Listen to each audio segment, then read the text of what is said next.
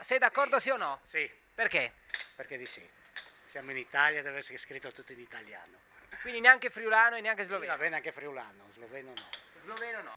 Continua a far discutere l'eliminazione dei cartelli trilingue lungo la FUC, la rete ferroviaria che collega Udine a Cividale, passando anche per Remanzacco e Moimacco.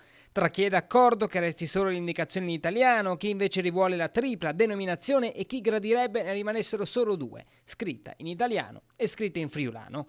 Fatto sta che si discute, anche se probabilmente alla fine verranno reinserite, ma non si sa bene con certezza quando. Insomma, oltre ai dubbi sulla riapertura della linea, chiusa ormai da oltre un anno per i lavori per la messa in sicurezza e l'elettrificazione della tratta da parte di RFI, che dovrebbe tratta ripartire nel 2027, adesso c'è anche questa polemica territoriale e identitaria in corso.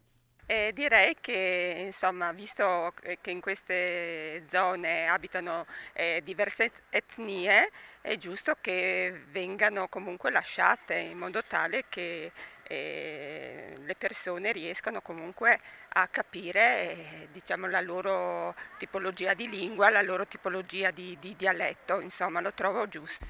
Cosa ne pensa delle scritte in friulano che sono sparite? E anche sloveno? Diciamo in generale io penso che le scritte servono a gente che non abita sul posto perché conosce dove andare, servono ai turisti. Vedere delle placche con tre nomi diversi che poi sono tre case certe volte fa tanta confusione. Non c'è perdita della territorialità, diciamo così. Non credo che quello porti perdita.